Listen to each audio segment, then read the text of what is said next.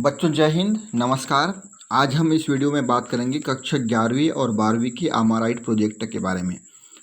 बहुत से बच्चे ये सोचते हैं कि आमाराइट प्रोजेक्ट एक काम है, उसके लिए स्कूल का काम समझते हैं, बल्कि ये स्कूल का काम नहीं है।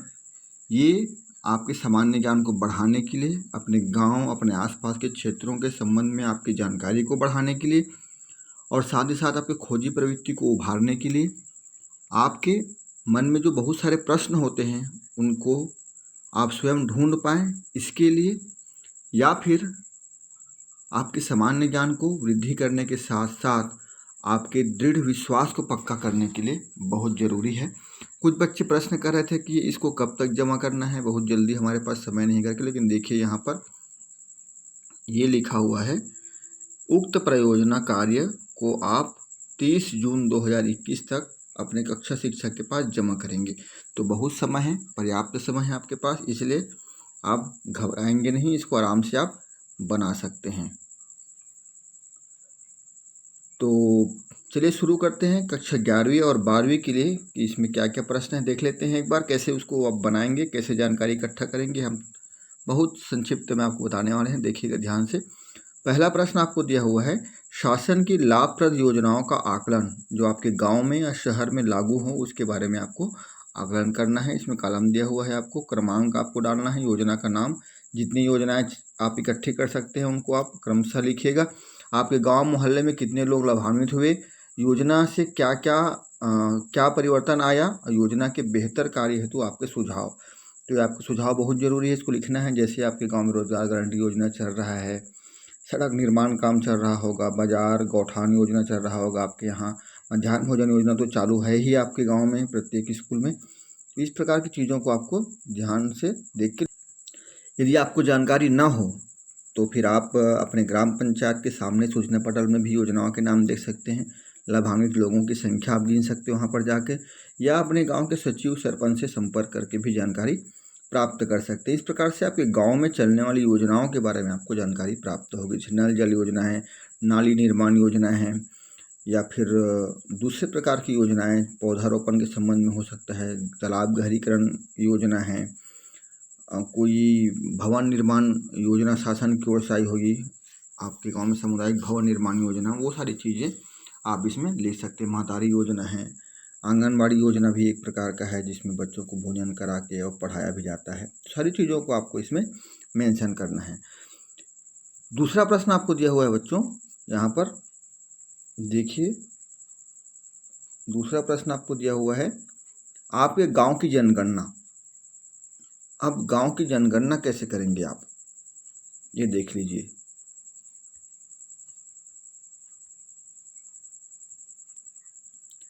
मेरी तो सलाह ये है आप लोगों से कि आप 8-10 दोस्त मिल लीजिए और अपने अपने मोहल्ले के प्रत्येक घर में जाके जनगणना कर लीजिए। इससे शासन के पास एक डाटा भी आ जाएगा, यदि आप अच्छे से काम करते हैं तो। कुल परिवार की संख्या अपने अपने मोहल्ले में आप घरों की संख्या गिन लेंगे। प्रायः गांव में घरों की संख्या ही परिवार की संख्या है।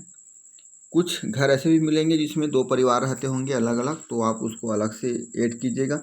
परिवार के कुल सदस्यों की संख्या आपको पूछेंगे तो मिल जाएगा आपको। कृषक परिवारों की संख्या मिल जाएगी आपको, शासकीय नौकरी वाले परिवार की संख्या आप वहाँ से निकाल सकते हैं, व्यवसाय करने वाले परिवार की संख्या, मजदूरी करने वाले परिवार की संख्या। तो बेहतर ये होगा अपने दोस्तों के साथ मिलकर काम करेंगे, एग्जैक्ट डाटा आपके पास आएगा। नहीं तो आप अपने ग्राम के सचिव से भी आप संपर्क कर सकते हैं, सरपंच से भी संपर्क कर सकते हैं, लेकिन आप खुद करेंगे तो आपको आनंद आएगा और आज की स्थिति में जो सही है वो आपके पास मिलकर आएगा। तीसरा प्रश्न देखिए, यहाँ पर लिखा हुआ है, औषधि महत्व की जड़ी बूटी एवं पत्तियों की जानकारी। तो जितनी भी जड़ी बूटी आपके घर के आसपास हैं उसको तो लिखेंगे ही आप, और भी जो जानते होंगे अपने घर के बड़े बुजुर्गों से पूछकर उसको आपको यहाँ पर मेंशन करना। जैसे आपके घर में तुलसी का पौधा होगा, चिरायता होगा, गिलोय होगा, और भी विभिन्न प्रकार की जड़ी बूटियाँ, जैसे दावना है, ये भी एक प्रकार की जड़ी बूटी है। ऐसी चीज़ें, जैसे धतूरा आपके घर के आस पास होगा, भसकटिया का पौधा होगा जिसमें बहुत सारे कांटे होते हैं। वैसे देखा जाए तो हर एक पौधा जड़ी बूटी के रूप में काम आता है। जैसे पीपल का पेड़ है, उसका छाल, अर्जुन जिसको हम कौहा कहते हैं अपने भाषा में, उसका छाल एक प्रकार की जड़ी बूटी है। तो इन सारी चीज़ों को आप देखकर और अपने घर में बड़े बुजुर्गों से पूछकर इससे क्या उपयोग होता है लिख सकते हैं। चलिए बात करते हैं प्रश्न क्रमांक 4 की। किन्हीं 10 देशों के मुद्रा का नाम लिखिए। तो आप सबसे पहले हमारे देश के आसपास जो देश हैं, भारत को भी इसमें शामिल कीजिए। भारत है, पाकिस्तान है, श्रीलंका है, नेपाल है, भूटान है, बांग्लादेश है, म्यांमार है। इन सारे देशों के आसपास के देशों के मुद्राओं को आप लिख लीजिए। सामान्य ज्ञान की पुस्तक में आपको मिल जाएगा और सभी को अच्छे से लिखेंगे तो बाद में आपके सामान्य ज्ञान के लिए भी काम आएगा। तो ये आप खुद करना है आपको इसको। फिर देखिए यहाँ पर 5वां प्रश्न दिया हुआ है आपको। ये 5वां प्रश्न है आपका, अपने आसपास की सामग्रियों से कोई 5 उपयोगी वस्तुएं बनाइए। तो मैं तो उम्मीद करूंगा कि आप 11वीं 12वीं के बच्चे इसलिए ऐसी चीज़ बनाइए जो किसानों के काम आए। खासकर किसान आजकल बंदरों से परेशान हैं तो बंदर भगाने का काम आ जाए। कई गाँवों में भी सूअर, जंगली सूअर है, उसको भगाने के लिए काम आ जाए। या फिर ऐसा कुछ उपाय कीजिए कि आप चिड़ियों को बचाने के लिए कोई उपकरण बना सकें जिससे उनको दाना पानी मिले, निरंतर आप ना रहें तो भी मिलता रहे। तो ये सारी चीज़ें हैं जिसको आप कर सकते हैं और करने के बाद फिर लोकहित में या फिर कैसे किए, क्या किए, इसको आप बता सकते हैं। कुछ ऐसे बुजुर्ग होते हैं या जो बच्चे होते हैं चल फिर नहीं सकते, उनके लिए कुछ आप बना सकते हैं तो बेहतर होगा। नहीं तो जो बच्चे जैसे कार्टून से बनाते हैं या फिर कागज़ को गला के कुछ बनाते हैं डिजाइन वगैरह, या फिर आप चित्रकारी के क्षेत्र में हैं तो फिर कुछ मूर्ति वगैरह बना सकते हैं। तो वो सारी चीज़ें हैं जो अपने आसपास के कबाड़ से जुगाड़ करके आप बना सकते हैं, उसको आप यहाँ पर मेंशन कीजिएगा। प्रश्न क्रमांक 6 देखते हैं। अपने गांव का नक्शा बनाइए जिसमें प्रमुख स्थानों का उल्लेख हो। तो अपने गांव का नक्शा बनाते समय आप ध्यान दीजिएगा कि सबसे पहले आप तो कहीं ऊंचे स्थान में खड़े होकर अपने गांव को एक नज़र देख लीजिएगा किस प्रकार से है वो। उसकी आकृति लगभग आपको समझ में आयताकार है कि त्रिकोणा है कि थोड़ा टेढ़ा मेढ़ा है। लेकिन जहाँ बसावट है वही आपके गांव के नक्शा नहीं है, बल्कि बसावट के बाहर भी जितने दूर तक खेत फैला हुआ है वो सब उसमें शामिल हो जाता है। कहाँ तक आपके गांव की सीमा है, नदी तक है, नाला तक है या कोई सड़क तक है, उसके बाद दूसरे गांव की सीमा होगी, वहाँ तक आपके गांव की सीमा है। तो उसको पूरा रेखांकित करने का प्रयास करेंगे और आसपास के गांव को भी आप दिखाएंगे। पूर्व दिशा में कौन से गांव हैं, पश्चिम दिशा में कौन से गांव हैं, दक्षिण में कौन से गांव, उत्तर में कौन से गांव है, ये आप भी वहाँ पर लिखेंगे। प्रमुख प्रमुख सड़कों को आप दिखाएंगे, प्रमुख गलियों को आप दिखाएंगे। बाजार स्थल है, गांव में बीच में कोई मंदिर है तो वो दिखाएंगे आप। जो प्रमुख जगह है, तालाब है, ये सब चीज़ों को दिखाएंगे। उसमें गौठान है और स्कूल कहाँ पर है, आंगनबाड़ी कहाँ पर है, ग्राम पंचायत कहाँ पर है। प्रमुख प्रमुख जगहों को, यदि कोई देवी स्थल भी हो आपके गांव में जहाँ पर लोग इकट्ठे होते हैं तो उस स्थल को भी आप नक्शा में दिखाएंगे। बच्चे सोच रहे होंगे कि हम गांव का नक्शा कैसे बनाएं, क्योंकि हम गांव का नक्शा दिखेगा नहीं। लेकिन आपके ग्राम पंचायत में आपके गांव का नक्शा है तो आप उसको एक बार देख सकते हैं कि आपके गांव का नक्शा कैसा दिखता है। मुझे लगता है कि आप पहली बार अपने गांव के नक्शा को देखेंगे। तो चलिए इसी बहाने गांव का नक्शा देखिए और गांव के नक्शा बनाने का प्रयास कीजिए। जैसा भी बनाएंगे वो ठीक ही रहेगा। इसमें एकदम बहुत ज़्यादा सोचने की आवश्यकता नहीं है आपको कि हम एकदम सही बनाएं। आप एक बार प्रयास कीजिए, जैसा भी हो बनाइए, वो सही ही रहेगा। प्रयास करना जरूरी है लेकिन आपको। चलिए अब यहाँ पर देखते हैं प्रश्न क्रमांक 7। 7 देखिए क्या लिखा है इसमें। प्रश्न क्रमांक 7 है, आपके गांव शहर के हाट या बाजार का विवरण, दिन समय, पूरा स्थान, प्रमुख दुकानें और उसमें बिकने वाली वस्तुएं, ये सारी चीज़ों का आपको विवरण यहाँ पर देना है। हाट या बाजार का दिन व समय आपको लेना है। तो समय प्राय सामान्यतः समय तो 4 बजे के बाद ही बाजार गाँव में भराता है। हाट या बाजार विक्रय होने वाली वस्तुएं, कौन कौन सी वस्तुएं बाजार में विक्रय के लिए आती हैं। छोटा गांव है तो सामान्यतः सब्जियां ही आती हैं, और बड़े गांव के बाजार में और भी खेती किसानी से संबंधित जैसे मटका है, टोकरी है, और खेती किसानी के औजार के साथ साथ कुछ घरों को बनाने के संबंध में भी औजार हैं, बीज वगैरह है, ये सारी चीज़ें वहाँ पे, झाड़ू, ये सब चीज़ें और गाड़ा बैला से संबंधित चीज़ें भी बिकने के लिए आती हैं। कुछ गांव में तो बैल और भैंस भी बिकने के लिए आते हैं जो किसानों से संबंधित चीज़ें होती हैं वो सारे बहुत बड़े बाज़ार में, ये सब चीज़ को आपको वहाँ पर एंट्री करना है। उनके अनुमानित मूल्य आपको यहाँ पर लिखना है। हाट बाज़ार में उपस्थित व्यापारियों की संख्या, सोना चांदी वाला भी आया है क्या वो, तो ये सब चीज़ आपको लिखना है और अच्छे से इसको बनाने का प्रयास करेंगे आप। उम्मीद करता हूँ कि आप बाज़ार के बारे में पहली बार इतना सारा जानकारी इकट्ठा करेंगे और साथ ही साथ आपको ऐसा लगेगा कि मेरे गांव के बाज़ार में ये भी चीज़ होना चाहिए। तो हो सकता है भविष्य में यदि आपकी प्लानिंग हो तो वो खुद आप दुकान डाल दें, आपके लिए फ़ायदेमंद हो सकता है। तो ये अध्ययन आपके लिए बिल्कुल आपके सामान्य ज्ञान को बढ़ाने के साथ साथ आपके आवश्यक चीज़ों को भी पूर्ति करने के संबंध में विचारने के लिए, सोचने के लिए मजबूर करेगी आपको, ऐसा मैं उम्मीद करता हूँ। कोरोना यानी कोविड-19 का विवरण आपको यहाँ पर देना है प्रश्न क्रमांक 8 में। तो ये प्रश्न क्रमांक 8 जो है उसमें आपको कोविड से संबंधित जानकारी आपको देना है। तो प्रमुख लक्षण इसके क्या क्या हैं, आप तो अभी नज़दीकी से देखे हैं कोविड के संबंध में जानकारी। आपके आसपास में किसी को हुआ भी रहा होगा तो उसे संपर्क कर लीजिएगा। बचाव के उपाय आप रात प्रतिदिन पेपर में या समाचार पत्र में और टीवी में, रेडियो में सुनते आ रहे हैं, मोबाइल में भी आपका आ रहा है। लगाए जाने वाले टीका का नाम, यदि कोई आपके गांव में टीकाकरण हुआ है तो लोगों से पूछिए उसको कौन सा टीका लगा है और उसका नाम यहाँ पे लिखना है। प्रमुख दवाइयों के नाम, यदि कोई पॉजिटिव रहा होगा आपके आसपास में तो उनसे पूछ लीजिए कि कौन कौन सी दवाइयाँ उन्होंने खाया है, या आपके मोबाइल में भी आया होगा शासन के निर्देशानुसार बीच बीच में। तो इन सब चीज़ों को आपको यहाँ पर लिखना है। चलिए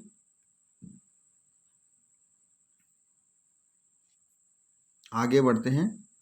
प्रश्न क्रमांक देखिए 9, देश की 10 प्रमुख राष्ट्रीयकृत बैंकों के नाम एवं उनके मुख्यालयों की सूची आपको बनाना है। तो ये है भैया, सबसे पहले तो आप SBI लिखेंगे, सेंट्रल बैंक है, यूको बैंक है, पंजाब नेशनल बैंक है, सारी बैंक है। और इसी प्रकार से आपको 10 बैंक, हो सके ज़्यादा भी आप लिख लीजिए, बैंकों के नाम आपको लिखना है। मुख्यालय इसका कहाँ स्थित है ये आपको सामान्य ज्ञान के पुस्तक में मिलेगा, या उस बैंक की वेबसाइट में जाकर भी सर्च करेंगे तो आपको उसका मुख्यालय पता चल जाएगा। आसपास यदि आपके बैंक हो तो वहाँ भी आप जाके लोगों से पूछ सकते हैं, लेकिन अभी जाना ठीक नहीं है, इसलिए आप अपने मोबाइल का सहयोग लीजिएगा और या फिर अपने दोस्तों से भी पूछ सकते हैं यदि किसी को मालूम है तो। चलिए यहाँ पर ये प्रश्न आप बना लेंगे। यहाँ पर हम देखते हैं प्रश्न क्रमांक 10, देश के प्रमुख वैज्ञानिक संस्थान, रक्षा संस्थानों के नाम आपको लिखना है। तो प्रमुख वैज्ञानिक संस्थान है आपको नेट में मिल जाएगा और इनका क्या काम है, मुख्यालय कहाँ पर है, ये आप जानकारी इकट्ठा करेंगे। काम क्या है तो लिखना है नहीं, मुख्यालय कहाँ है लिखना है। जैसे DRDO है, ये कहाँ है, इसरो है, ये कहाँ है, ये सब चीज़ आपको यहाँ पर लिखना है। देश के विकास में परिवहन व्यवस्था, देखिए परिवहन व्यवस्था, परिवहन क्षेत्र कौन कौन से हमारे यहाँ, तो जिसके सड़क परिवहन है, वायु परिवहन है, जल परिवहन है, रेल परिवहन है, ये सब परिवहन के क्षेत्र में आ जाएगा। फिर परिवहन के साधन, अब देखिए सड़क में परिवहन के साधन क्या क्या हैं, बस हैं, ट्रक हैं, सारे गुड्स कैरियर जो सामान इधर से उधर लाते ले जाते हैं वो सब हैं, छोटे छोटे और गाड़ियाँ हैं, मेटाडोर है और ऑटो वगैरह है, ये सब चीज़ें हैं इसमें सड़क परिवहन में। देश के किसी क्षेत्र में प्रमुख भूमिका, किस क्षेत्र में इसकी प्रमुख भूमिका है ये आपको लिखना भी है। जैसे रेल परिवहन में आप यात्रियों को लंबी दूरी तक की यात्रा और छोटी दूरी तक की यात्रा के साथ साथ सामानों को ढोने के लिए बहुत ज़्यादा उपयोगी होता है रेल। वैसे वायु परिवहन के बारे में भी लिख सकते हैं, इसमें क्या क्या चीज़ें हैं, बहुत और दूरी को बहुत जल्दी में, जैसे अभी कोविड का संकट आया तो वायुयानों के माध्यम से बहुत तेज़ी से ऑक्सीजन को संबंधित जगहों पर पहुंचाया गया। ऐसे ही सेनाओं के लिए भी उपयोग में आता है, जब वो हमको संकट की घड़ी में वायु परिवहन में हेलीकॉप्टर है, वायुयान, बड़े जहाज़ जो हैं वो सब वायु परिवहन में शामिल किए जाते हैं। जल परिवहन में आप जानते ही हैं, नाव के अलावा समुद्र में हम जब बात करते हैं तो बड़े बड़े पानी जहाज़ का उपयोग वहाँ पर सामान को एक देश से दूसरे देश में ले जाने के लिए किया जाता है। तो सभी चीज़ों को आप लिखेंगे, वहाँ पर मेंशन करेंगे। अब देखिए यहाँ पर प्रश्न क्रमांक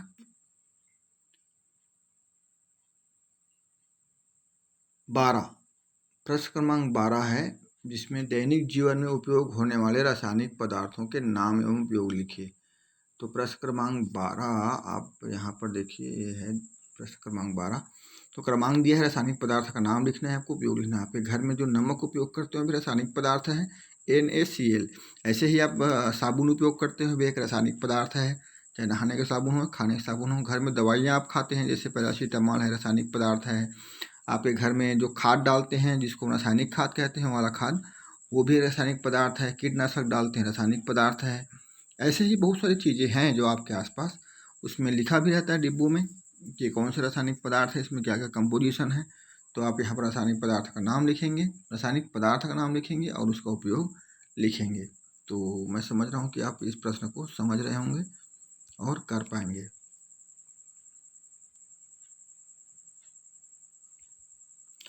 फिर देखते हैं प्रश्न क्रमांक 13। हिंदी या अंग्रेजी भाषा में अपनी कल्पना से ऐसी कहानी बनाएं जो हाथ से बनाए चित्रों, प्रिंटेड पेपर कटिंग इत्यादि का उपयोग किया गया हो। तो आप कोई कहानी लिखेंगे, जैसे आप कोई जंगल की कहानी लिख रहे हैं तो जंगल का चित्र हो, वहाँ पर शेर भालू के बारे में बता रहे हैं, लोमड़ी के बारे में, तो शेर और लोमड़ी का चित्र कहीं पर मिल जाए या खुद बना सके तो वहाँ पर आपको मेंशन करना है। जैसे कहानी पुस्तक में कहानी के साथ साथ चित्र दिखाया जाता है, वैसे ही आपको कहानी लिखते लिखते किनारों में चित्रों को भी चिपकाते जाना है, तो अच्छा लगेगा। फिर आप देखिए प्रश्न क्रमांक 14। प्रश्न क्रमांक 14, जिला में संचालित शासकीय योजनाओं की जानकारी निम्नानुसार देवें। तो योजना का नाम, जिला विभाग का नाम, लाभान्वित वर्ग, योजना में प्रदाय की जाने वाली जानकारी।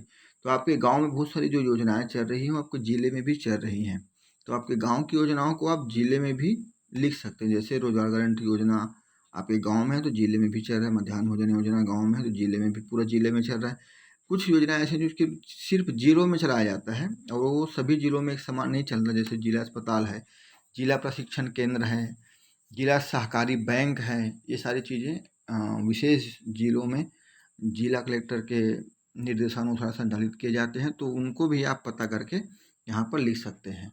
प्रश्न क्रमांक 15 देखिए, प्रत्येक छात्र अपने घर की बाड़ी में वृक्ष लगाना है आपको और जो निर्देश दिया गया है उसके अनुसार आपको काम करना है, तो ये आप ध्यान रखिएगा। प्रश्न क्रमांक 15 बहुत महत्वपूर्ण है आपके लिए, सभी कक्षा में प्रश्न पूछा गया है। अपने छोटे भाई बहनों का भी सहयोग करेंगे ऐसी मैं उम्मीद करता हूं, और इसको तो आप कर ही लेंगे। तो 16 प्रश्न देखिए, कोरोना महामारी पर एक निबंध निम्न बिंदुओं के आधार पर 200 शब्दों में आपको लिखना है। आप बहुत बारीकी से कोरोना बीमारी को अभी देखे हैं।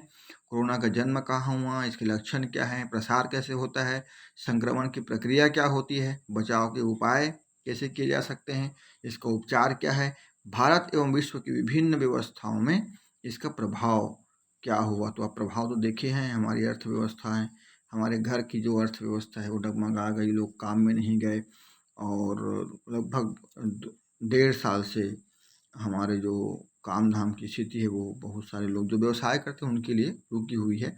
खेती किसानी वाले तो लगभग अपना काम वैसे ही कर रहे हैं जैसे पहले करते थे, लेकिन फिर भी कहीं आने जाने में, शादी ब्याह में और विभिन्न प्रकार की चीज़ों में खासकर हमारे बाजार व्यवस्था को प्रभावित किया है, जिसको हम कह सकते हैं कि हम अपना सामान कहीं जाकर बेच नहीं पा रहे हैं। कुछ फल हो रहा है घर में तो फिर वही नुकसान, साग भाजी वालों को भी नुकसान हो रहा है। तो है कुछ चीज़ें, सारी चीज़ों को मेंशन करते हुए आपको 200 शब्दों में कोरोना के संबंध में लिखना है। अब देखते हैं प्रश्न क्रमांक 17। अपने मन से सामान्य ज्ञान के कोई 50 प्रश्न बनाएं एवं अपने साथियों के साथ मिलकर उनका उत्तर ढूंढें एवं लिखें।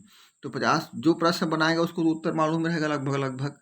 तो आप हर क्षेत्र से प्रश्न बनाइएगा, खेल के क्षेत्र से, विज्ञान के क्षेत्र से, अपने गाँव से कुछ प्रश्न बना लीजिए, अपने जिले से, अपने छत्तीसगढ़ राज्य से संबंधित प्रश्न बनाइए, परिवहन के क्षेत्र से कोई 1-2 प्रश्न ले लीजिए, वैसे ही आप सेना के क्षेत्र से 1-2 प्रश्न ले लीजिए, खेल के क्षेत्र से 1-2 प्रश्न ले लीजिए। ऐसे करके आपको 50 प्रश्न बनाना है और 8-10 साथी मिलकर यदि 50-50 प्रश्न बनाते हैं, उनको याद कर लेते हैं, तो भविष्य में आपके प्रतियोगी परीक्षा की भी तैयारी होने वाली है। प्रश्न बनाना यदि आप सीख गए तो उत्तर देना भी आप जान जाएंगे। ये प्रश्न क्रमांक 17 बहुत महत्वपूर्ण है आपके लिए। इसी प्रकार देखिए प्रश्न क्रमांक 18, उक्त गतिविधियों को पूर्ण कर अपने माता पिता, चाचा चाची, दादा दादी, भाई बहन, घर के अन्य सदस्यों में से किन्हीं 3 लोगों को दिखाएं और उनकी प्रतिक्रिया आपको लिखना है। तो ये जब आप पूरा प्रोजेक्ट फाइल में इसको तैयार कर लेंगे अच्छे से, साफ सुथरा कागज में, हो सके तो कलर पेंसिल का या फिर स्केच पेन का उपयोग करके सुंदर सजा के इसको बनाइएगा, अपने घर के लोगों को दिखाइएगा और क्या प्रतिक्रिया देते हैं इस अमाराइट प्रोजेक्ट के बारे में, आपके घर वाले क्या सोचते हैं, उसको अच्छे से बिल्कुल मेंशन कीजिएगा इसमें, ताकि भविष्य में अन्य बच्चों के भी काम आ जाए और शासन भी इससे प्रोत्साहित हो और इस ऐसे प्रोजेक्टों को हर साल दें। तो एक बार पुनः कहूँगा बच्चों आप सभी से कि आप इसको स्कूल का काम समझ के ना करिए, अपनी जिम्मेदारी समझ के कीजिए, अपने खुद के ज्ञान के लिए, अपने गांव के और आसपास के जो आपकी जानकारी उसको बढ़ाने के लिए और साथ ही साथ आपके खुद की खोजी प्रवृत्ति को विकसित करने के लिए इस प्रोजेक्ट को पूर्ण कीजिए। उम्मीद करता हूँ आप अच्छे से करेंगे और इसको करने के बाद आप अपने स्कूल में मेंशन करेंगे तो आपको अच्छा नंबर भी मिलेगा, क्योंकि ये जो नंबर मिलेगा वो आपके आंतरिक मूल्यांकन के तहत आपके अगले साल जो होने वाला है परीक्षा, इसके बाद जो परीक्षा होगी उसमें मेंशन होगा। तो मस्त रहिए, स्वस्थ रहिए और अपने प्रोजेक्ट कार्य को अच्छे से पूर्ण कीजिए। आप सभी को बहुत बहुत धन्यवाद।